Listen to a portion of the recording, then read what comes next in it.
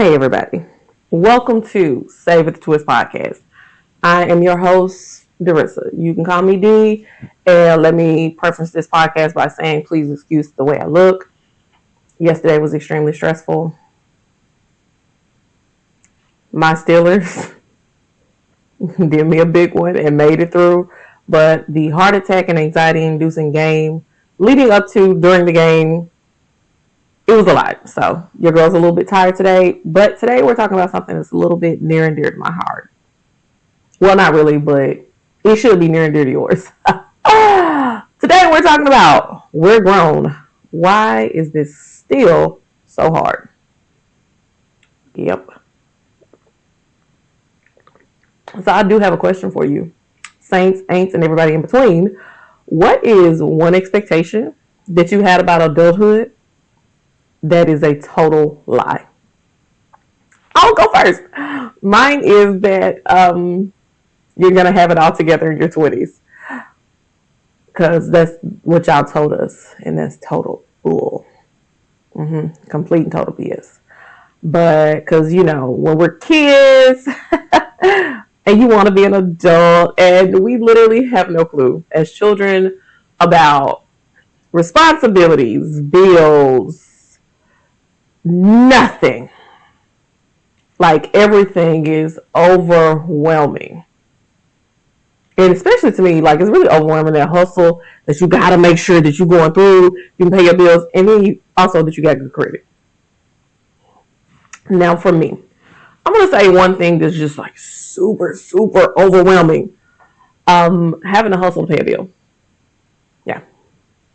Overwhelming. And the reason why I say hustle, because even if you have a job where you can semi-live off of, because inflation be inflating, you still got to hustle to make sure you can pay your bills on time. You still got enough money to, let's just go down the list. You got to make sure you can pay your bills on time, rent, mortgage, whatever you got to pay. Make sure you got groceries in the house. Make sure you got gas. Make sure you got, to pay for your health care, insurances, like, the list continues to go on and on and on. And I don't think we, especially me as a millennial, I honestly and truly don't think that we have normalized that as we get older, the layers get a lot heavier. And that, we've grown and it's still super complicated. And we feel like we're behind in life. But truthfully, you're not behind.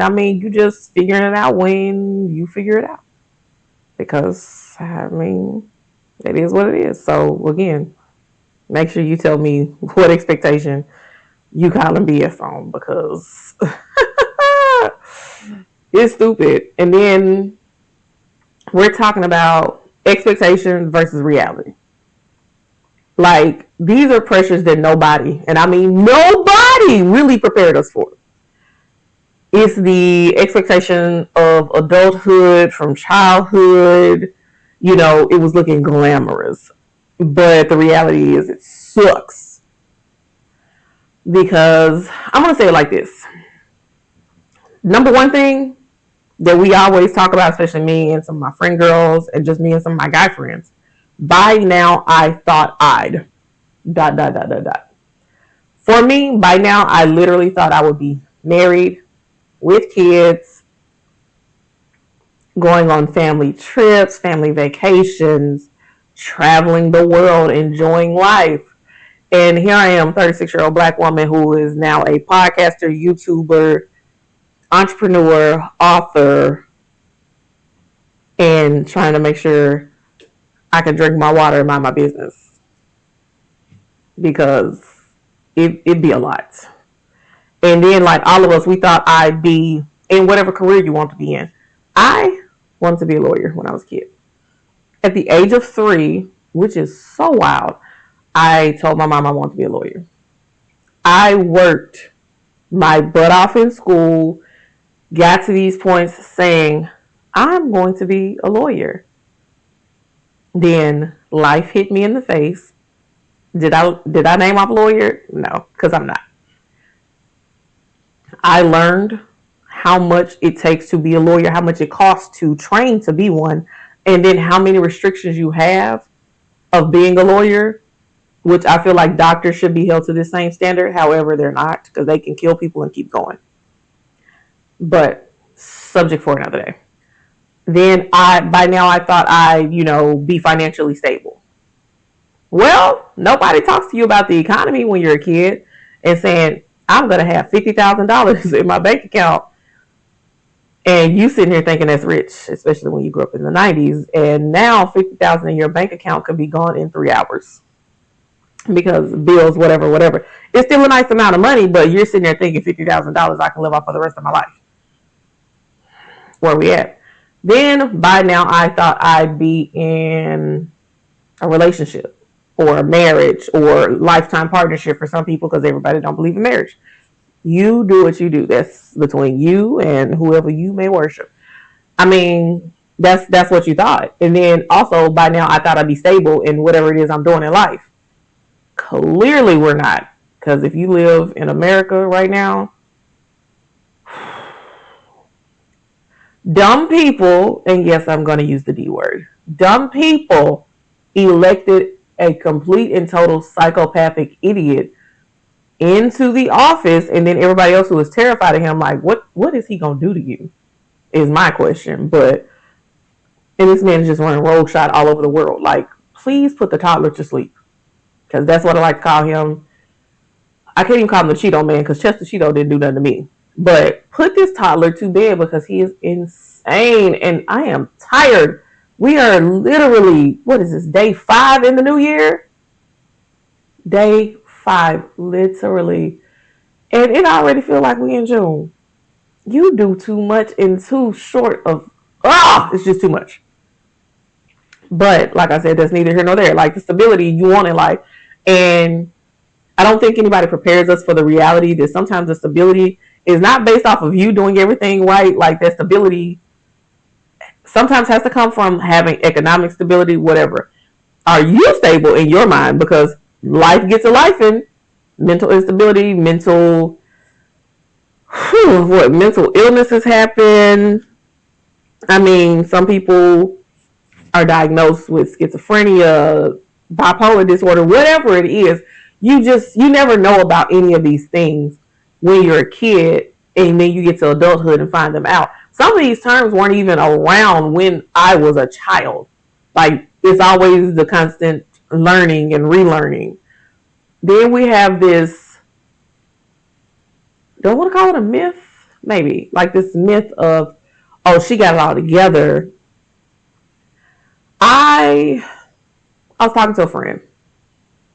And, well, I'm going to say I was talking to my little brother. He's like my spiritual little brother. And he said something to me. He was like, I miss the way that we all used to go out and eat and hang out on Sundays. Like, I miss those days. And I confessed to him. I said, honestly and truly, because I was helping him with some social media stuff, which, by the way, is what I do. I'm helping him out. And I told him, I'm like, well, I don't go out. I'm like, because I don't have stable income. And he was like, well, I'm like, I'm helping you for free. I'm like, but now it's no longer for free. If you don't pay, then I can't help you. I love you, but I can't help you. I can give you like a little nugget or something. I'm like, but you got to pay me for my time and my effort. And that's why I asked him, I was like, do you want to be paid less for what you're doing? And he was like, no. But I'm like, the reality is, as adults, sometimes we hit patches where, because like me, I just didn't want to go out to eat. I don't want to be around everybody. I don't want to have to pretend that I have it all together when I'm not having a good day. And when I told him that, he was like, but you just seem like you have it all together. Yeah, it's an illusion. I can put on a good mask and make you feel like I have everything together. However, I don't. I'm hanging on by a thread. Sometimes I'm just like, you know what? We're done with life. Like, we're done. Catch me in the next life. Then I'm going to say that one expectation versus reality that I don't think we talk about enough is social media. When I was a kid, the internet didn't exist. I'm older than Google. I'm older than YouTube. When I was a kid, you know what you did? You went outside and played until the street lights came on. You came in the house. There was no social media. If you needed to look up something, you had to go to the library, get an encyclopedia. Like, there was no Googling it to see whatever. I have, as a millennial, of course, grown up watching technology advance far past what people thought it was. Like, I remember it was a episode of Kim Possible, and they were talking about the bubble burst of the 90s.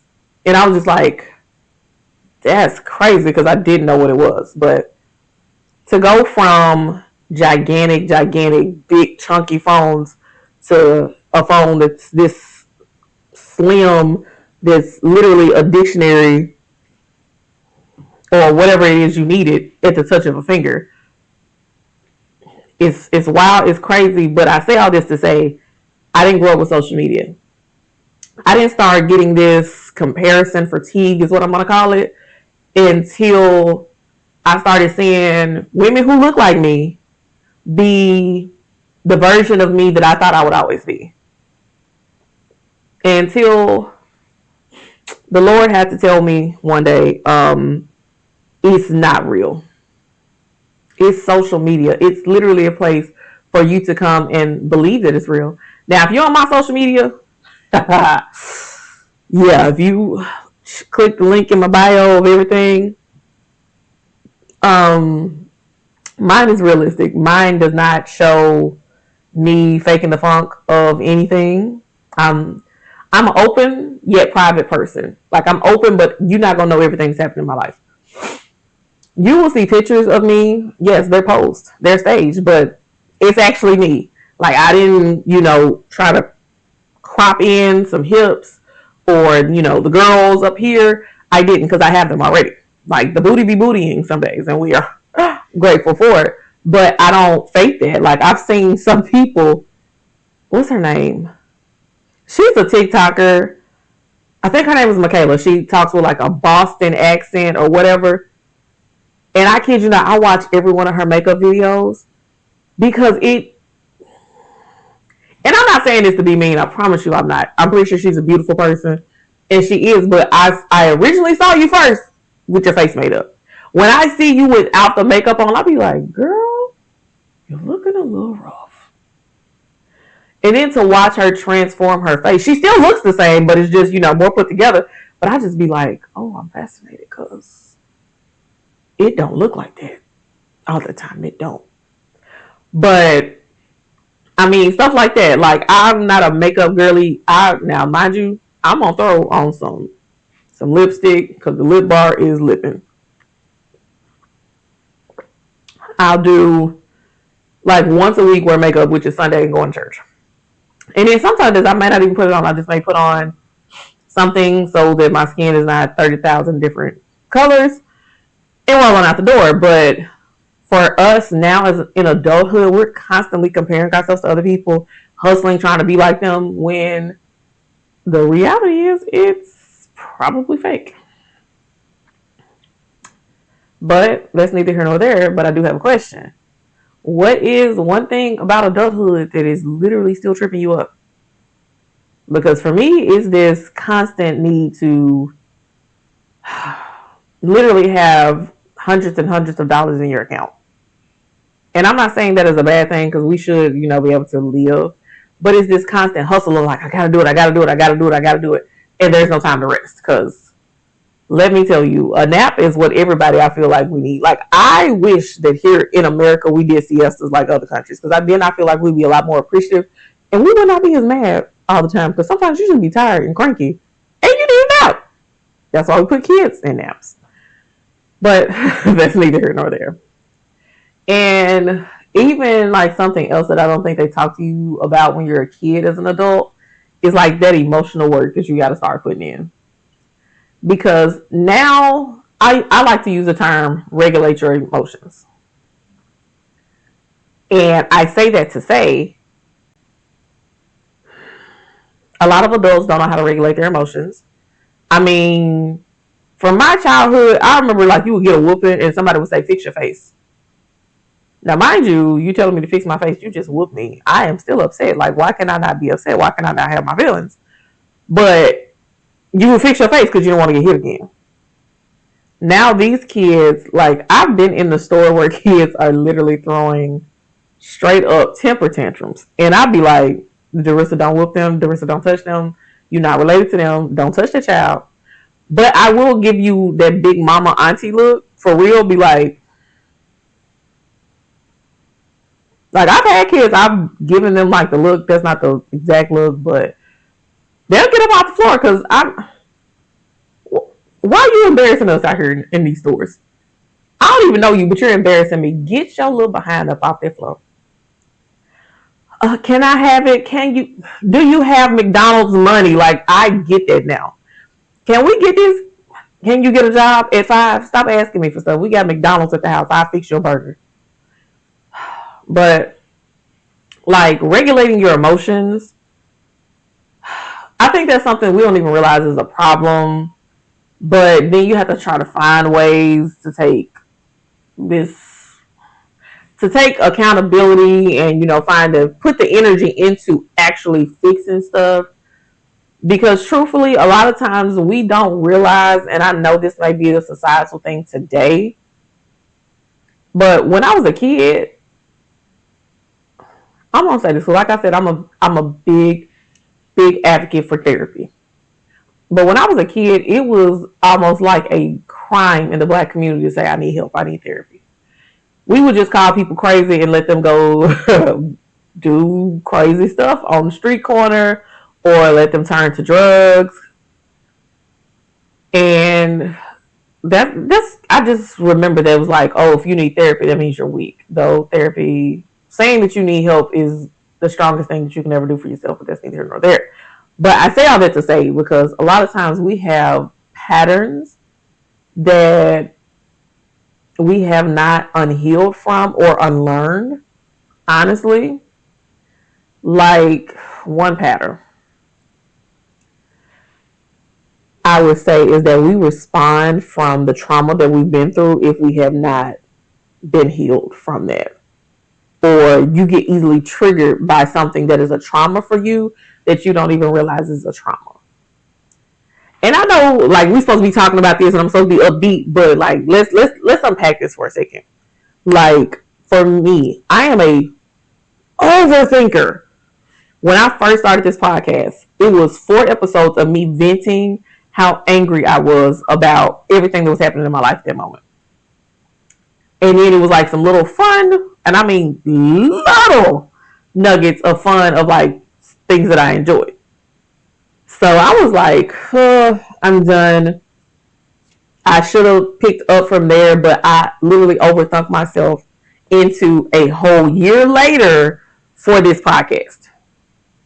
Now I've had to learn how to not overthink as much and just start doing stuff and see if that works out. Now, if you're an overthinker like me, go ahead and put them little light bulbs down in the comments, because I promise you, click. Like, I've even gotten to a point, like, my mind, I can clear it by just writing everything out that's just in my mind and let my mind go blank. Because men, I love y'all, but how in the world do you be like, I'm not thinking about nothing? How? Because my brain be going nonstop. Honestly, it's like a supercomputer in my head. I'm not calculating functions or nothing, but it's just like, hey, we got this thought. Even while I'm sitting here talking to you right now, I've had at least 15 thoughts run through my mind. Yeah, it's bad because overthinkers, your brain does not shut off. Even at night, you will dream about stuff. Crazy. Another unhealed pattern that I feel like millennials as a whole refuse to go to and are constantly repeating this pattern: people pleasing. Now, mind you, I'm not a big astrology person. However, I am a Libra. And whatever thing, the little picture of it is scales. It's always balanced. It's like you get out of balance, whatever. Like even this little shelf to me, sometimes it'd be looking unbalanced back here. But for me, I believe in trying to balance stuff. People pleasing, it's not even in scales. I did it last year, was miserable. Did not do half of the stuff that I thought about as an overthinker to do. However, now It's not even people pleasing. It's just, I'm going to say what I have to say. I'm going to say it in the nicest possible way because somebody told me that my words and my delivery is aggressive. So if you feel that way, keep it to yourself. But I'm just going to say, I'm going to use this example. There's a lady I've been working with her at church for, I don't even know how long, to be real honest with you. And I stopped doing something else in church because it was harming me emotionally and mentally. So, cut that off. This lady comes up and tells me, oh, you should do this. Well, you should go ask this person if they need your help. I literally just told you that it was causing me emotional and mental harm. Well, you should still go and ask them. Had I been where I needed to be for myself, and this is not a people-pleasing thing, but I feel like this can slippery slope into people-pleasing, I chose not to respond to her by saying, if you're saying that, why don't you go do it? Because sometimes people will try to tell you what you should be doing to make you look like a certain way that they feel like you should look like, which to me, I feel like it's people-pleasing because they want you to look the way that you want to look. Like this year, I kid you not, I'm not doing any of that. If she mentions this to me again, because she said it to me on multiple occasions, if she mentions this to me again, I'm going to have to pull her to the side and have a real nicety, as my great aunt would say, nicety conversation with you. It's going to be nice nasty.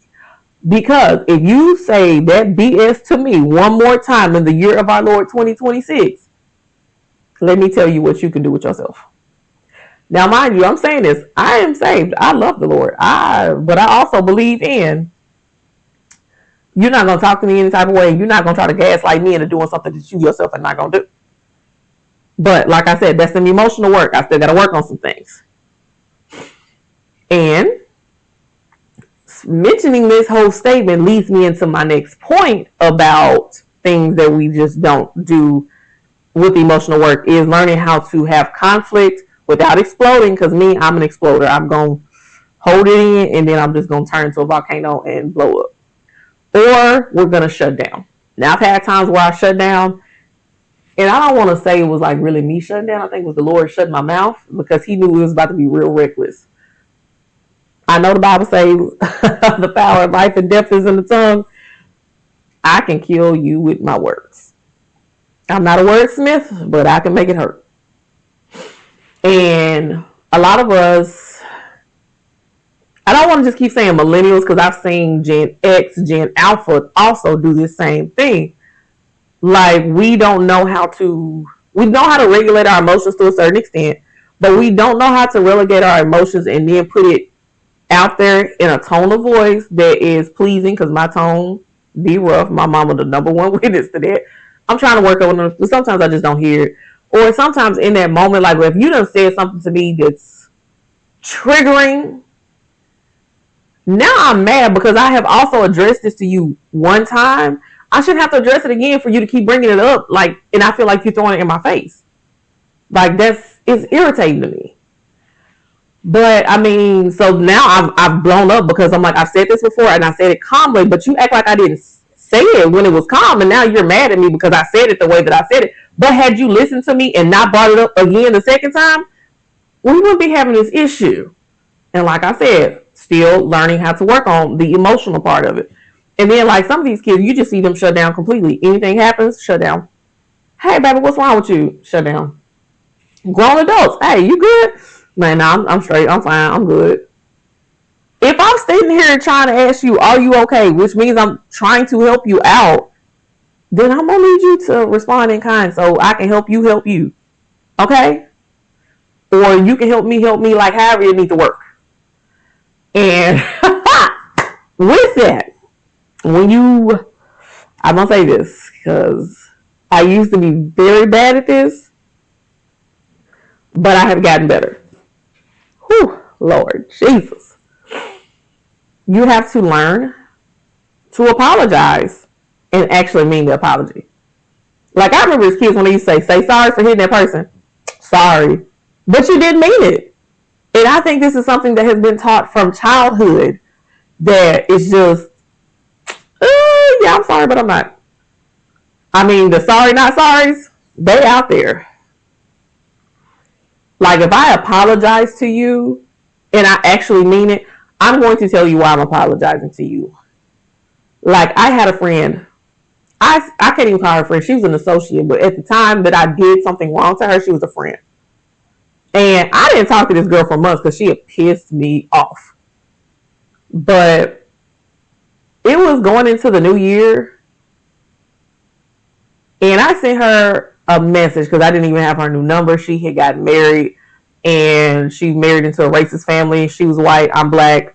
Y'all already know how that goes. She chose the racist family over good friendships, and I think some things went down, but it is what it is. And I sent her an apology, and I said, hey, I apologize for this, that, and the third. I apologize if that made you feel this way. I real deal am sorry. She messaged me back, apologizing, and that was just that. I meant the apology when I sent it to her. I didn't say this apology like to gaslight her or to reconcile our friendship, because the friendship had run its course. Like, I can forgive, I may not forget, because truthfully, as it relates to racism, I'm not, definitely not forgiving a lot of that. But I said it to me. Then I apologized to somebody else, because I think that was just a year I felt this urge to apologize to people I had done wrong because my mouth was reckless. And somebody said, thank you for that apology, because they were like, that has haunted me for like 10 years. Yeah, like I'm saying, this is like years back of stuff that I had done. But I felt convicted, and I felt I owed these people an apology. And somebody, like when that person said, this has been 10 years in the making, and I really appreciate that, because I needed that apology to move forward. Like, that helped me to start learning how to regulate my own emotions, and also not being so reckless with these words. And like I said, the one girl, I didn't apologize to her for reconciliation, but something that we need to learn to start doing in our adulthood is choosing healthier relationships over like that familiar chaos of folks. Darissa, what do you mean by this, girl? Let me tell you. So once you know who you are, you know your worth, you know what you will and will not accept from people. Sometimes we stay with these people who are familiar to us because they're in our same sphere. They may go to the same church, they may work with you, whatever the situation is, they're around you constantly, or at least consistently. And you stay around them even though they may make you feel some type of way in your body, they may hurt your feelings, they may do whatever. And this may even include your own family. Yes, because family can hurt you a lot worse than friends. But for me, I had an old friend who, me and her, we used to go out, we used to drink, kick back. And I've said this before, y'all know.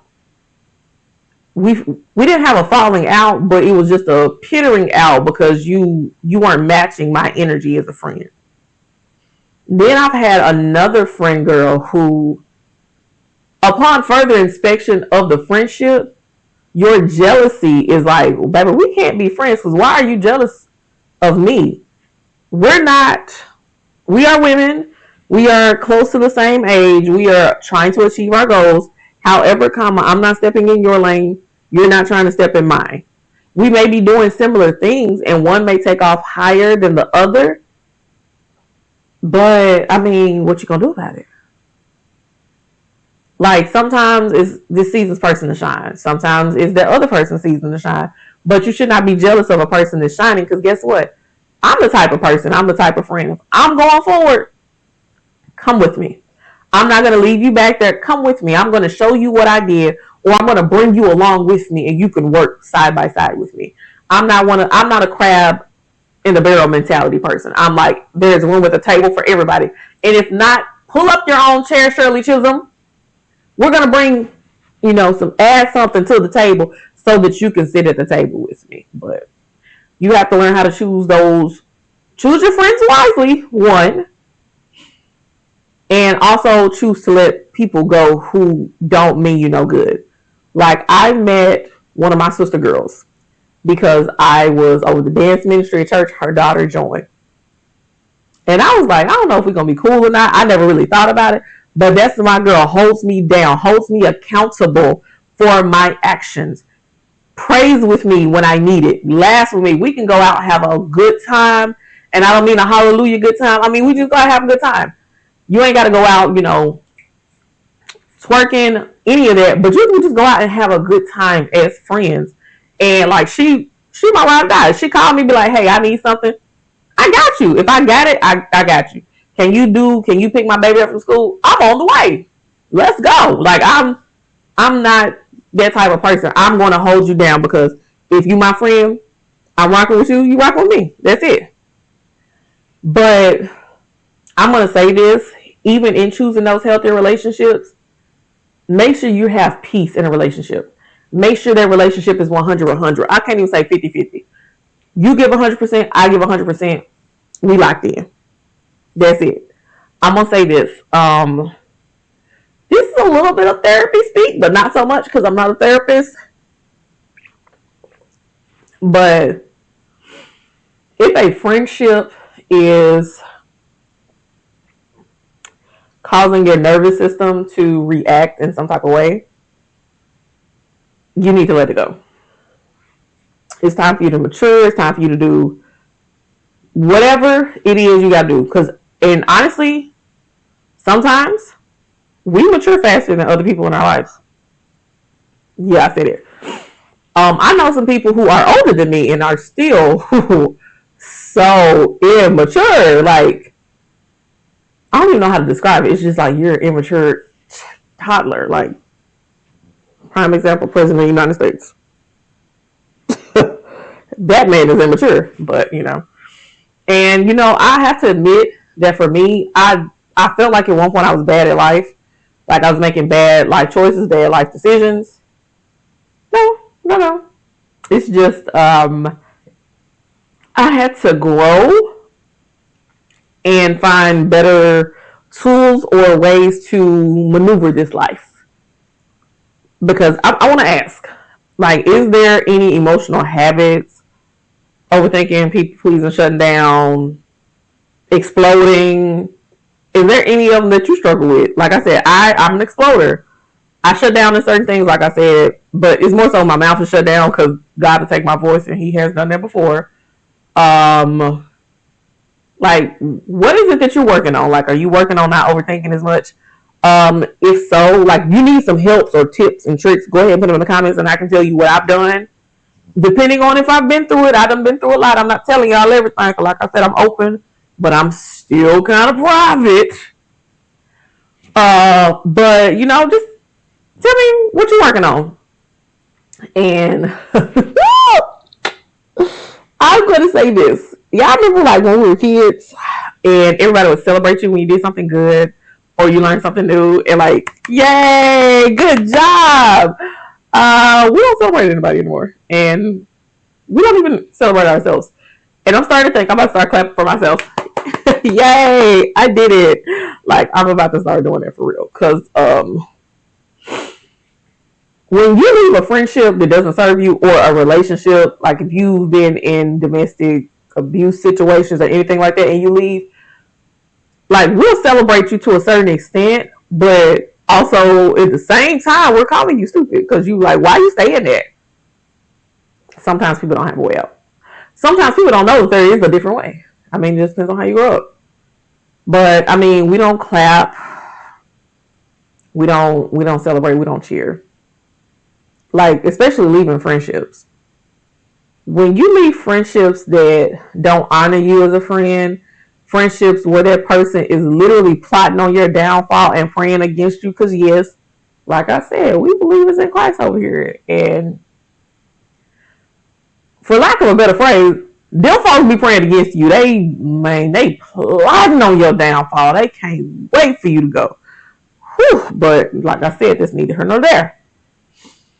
And like, we don't clap for people or ourselves when we say no to, an opportunity that would just cost too much.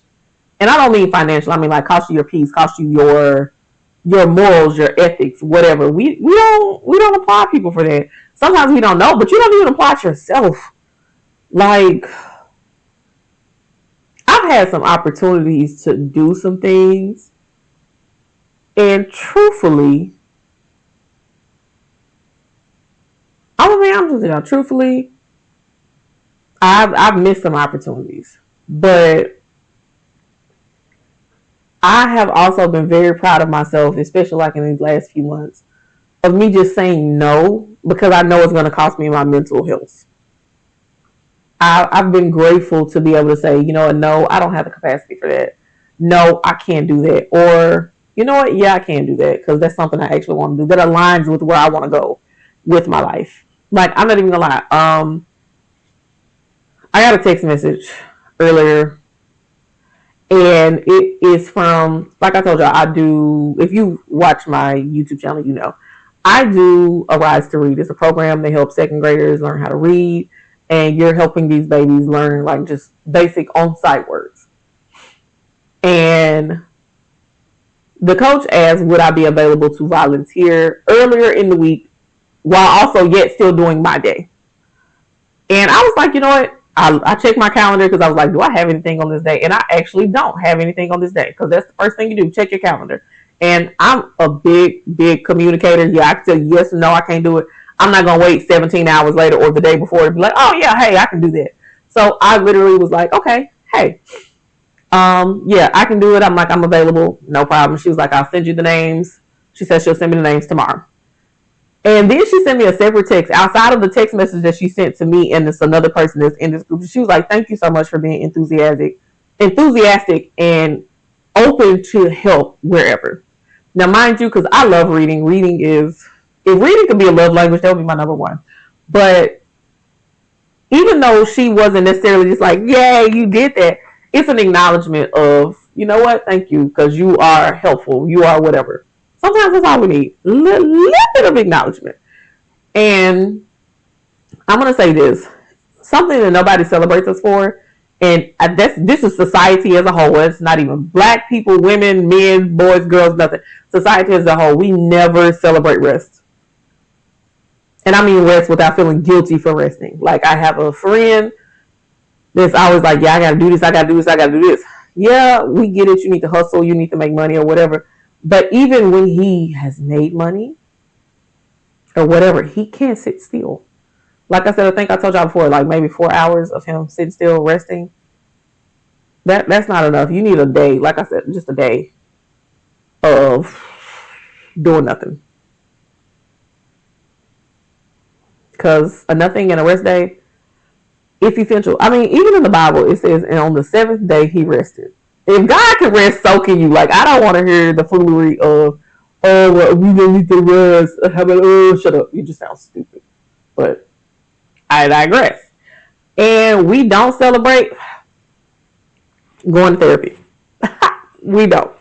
We do not celebrate people when they go to therapy. Woo, you went to therapy. Good for you. Like, it's almost like a sarcastic undertone of you celebrating me going to therapy, which is not a celebration. It's just really you being messy. We don't celebrate that when people choose to get therapy because they know something is wrong with them. Like, transparent moment. We're going to be real. I did therapy. When I first did therapy, I felt very ashamed that I was doing therapy because my family made me feel ashamed. And I don't even think they realized they made me feel that way because it was the tone of their voice and it sounded snarky to me. It's like, oh, you need therapy. Well, you just should have prayed about it. You can't pray away abandonment issues. You can't pray away depression. Well, you can, but you can't pray away depression that you didn't know you had. Then my cousin and thankfully his ex-wife, she goes to therapy. And my aunt now is asking me questions about like when I did therapy. And I was like, when I went to therapy, I was going with the intention of helping me with whatever issue. She just goes to therapy to complain, vent, and possibly get on medication. And not that that's a bad thing, but when you are just nuttier than a fruitcake, yeah. And I'm not saying that just because, you know, she's divorced from my cousin, but that girl is nuts. And I don't mean that in a derogatory way, but some people just, yeah. I'm going to let that stand. Just where it's at.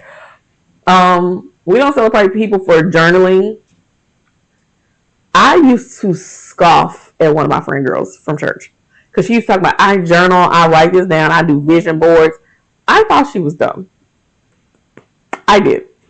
Personal opinion, that's what I thought. And as I got older, I was like, I get it. And I apologized to her because I told her, I said, you know what, I thought you were crazy for doing this. And she didn't even know I thought this, but I told her, I said, I got to come apologize to you for thoughts that I had that you didn't even know existed. And she was like, really? I was like, yes. I was like, because journaling helps. Getting that stuff out of you, whether you speak it out loud, whether you write it down, helps. We also, you know, we don't applaud people for praying, yay, or just breathing, because sometimes people want to, and they don't, and we do not applaud people enough. And I'm not saying, you know, applaud everybody for every little thing that they do, but for milestones that are for them, applaud them. Like, I gotta call a friend today and tell him how proud I am of him, because how can I say this in a nice way? I told him something because he's a singer, and I told him, I was like, you have no stage presence. And I just said it just as bluntly as I know how. And he was like, well, what do you mean? Because he asked, and I was like, okay, so maybe he's open to it. And I wasn't trying to be mean when I said it. I was just really giving constructive criticism. So I told him, I was like, you stand there, you look stoic, you don't engage with the audience. I was like, you just don't even look like you're having fun up there. A few days later, he takes all those critiques and puts them into his singing. And I was like, oh my God, I'm so proud. And it was just amazing to see him do that. And so I have to give him his flowers and applaud him and celebrate him for coming out of his comfort zone and doing something totally different. Like, when I say proud, you would have thought I was his mama. That's how proud I was. And also, something else that we don't celebrate is that growth. And I don't want to just say slow growth or the rushing growth, but growth, period. Again, because I have a lot of friends and people that I consider family. This person I've known since we were, 10, 11, something like that. And y'all, I kid you not, he has grown so much from the boy that I knew. And I don't think people have noticed his growth. Like, yeah, he still has some room to grow in other areas, but just overall, his growth is so different. His thought practices are different. And I'm like, nobody's celebrating that. And then they be talking to him like he's still in the same place he was like 3 or 4 years ago. And I'll be like, Darissa, don't say nothing, but yeah, like, y'all need to start paying attention to when people grow. Like, even for me, sometimes I don't feel like people in my family or even friends have realized how far I've grown. Because when I say mouth used to be reckless, it was reckless. Now, sometimes I don't even say anything, and then they be like, you okay? Yeah, I'm good. But have you realized the period of time? And I think that's probably the issue, is like, you don't realize the time between this person being just utterly reckless to this person being extremely calm. Like, I have one of I call them my dance babies. One was there with me when I used to be. When I tell you I was Coach D from DD4L, I was Miss Tracy Young Byron from, YCDT. I used to be mean to these kids. If they got on my nerves, we going to the gym running suicides. You know what? You're talking too much today, and I don't feel like raising my voice at you. Go run 20 laps because you just get on my nerves. Into like the version that I am now, which is, okay, hey, do this step. Okay, boom, boom, boom. I'm teaching you, done, done, done. All right, but I'm not yelling at all. Like, y'all are getting on my nerves, but I'm just in my own head counting versus making y'all run and doing all this. And like, when she saw that, she was like, oh my God, you've gone so soft. And I was like, no, I'm just matured a lot. Because I'm like, when I was with you, I was in my early 20s. Now I'm in my mid 30s, and I just don't have the energy to do it. But that's, neither here nor there. And then just sometimes I would say, because of that, it's like your life choices kind of become quiet, and nobody's gonna notice it because it is quiet, and because we've gotten used to this loud in your face of changing. But I'm just gonna say, like, still grow. And on that note, make sure you're growing emotionally, because you cannot be 45 and still acting like a 15-year-old. Eventually, you got to grow up some type of way. And I mean, because, nobody's telling you to still, continue to learn, continue to grow. Well, some of us, because everybody's not learning or continue to grow. I mean, we still, like I said, we're still confused out here. Like, adulting is ghetto, and this is very confusing, because what you thought your life was going to look like, what your life is, ghetto. And I mean, because like for me, I've seen so many of my high school classmates, they're married, they have kids. They're actually the lawyer that I thought I was gonna be. And I'm like, kudos to y'all for making it. But honestly, like, I found my passion with helping people in a different way where I'm not as restricted. And I don't know, maybe just because I don't like to be categorized into one box. I mean, I will be, but I just don't like it for myself all the time. And I'm just gonna say this: like, I'm happy for them. I used to be envious. Now I'm just happy for them, because I feel like I was behind, but I realized I'm just really becoming the person that I was always meant to be, just at a different pace than somebody else. Like, is it still confusing? Absolutely. But I feel like it's going to teach me to be resilient. I feel like it's going to teach me to push myself further than I thought I'd ever push myself. I mean, yeah, I can say that. And then, honestly, I feel like I have a sense of peace about who I am, because when I'm honest with myself, when I say take a look in the mirror, I'd be hard on myself, because I had to ask my mom the other day. I was like, how do you not constantly bring up like your failures to yourself? Because like, I'd be running checklists of, you didn't do this right, you didn't do this right, you didn't do that right. And whew, baby, when I tell you I am my own worst critic, that's why I'm like, anybody can say something about me, I guarantee you I've already said far worse to myself. So like, I appreciate that I am honest with myself. I'm learning to give myself grace, and I'm now learning to stop pretending for the masses.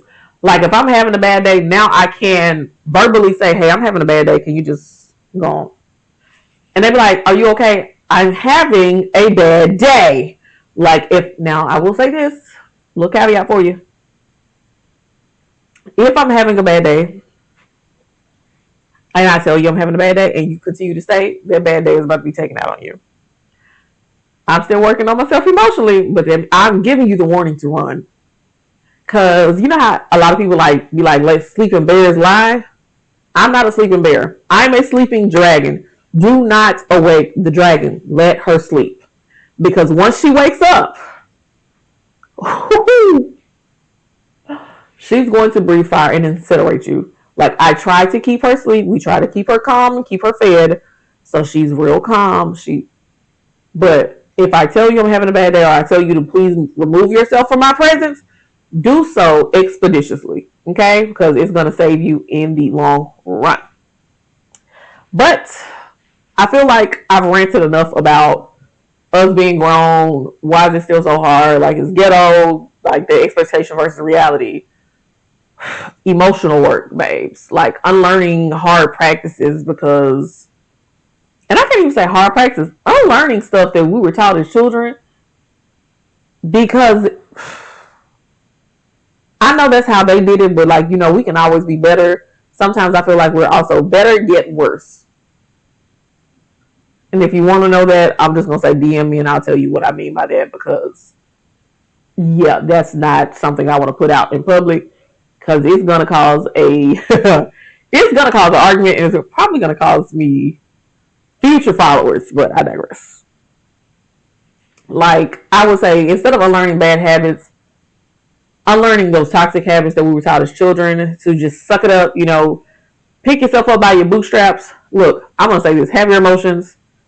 Don't sit in it. We don't sit nor attend pity parties, but let's unlearn these bad / toxic habits and build better ones, healthier ones, whatever. Learning that, have a community, be with some people, like-minded people who are good for you, who aren't going to take from you and just try to make you into a shell of who you are. Like, I'm gonna say that. And people who aren't gonna make you feel bad for being grown and struggling, and being grown and being confused. But being grown is not about perfection. It's about choosing how you grow into your purpose. And I know everybody that's watching, listening, you're going to grow into your purpose. But that's all I got for y'all. Check me next week. Make sure if you're not following me on social media, you need to, because y'all are going to pick the topic that I talk about next week. The episode's called Let's Talk About It, and it's whatever it is y'all want to talk about. I mean, taboo subjects, whatever. I think I may just put that in my Instagram post or TikTok. And let's see what I get from that so I can have some unhinged conversations, because it's going to be a time. But love you guys. Thank you for joining me here at Save the Twist. And I'll catch you next week. Bye.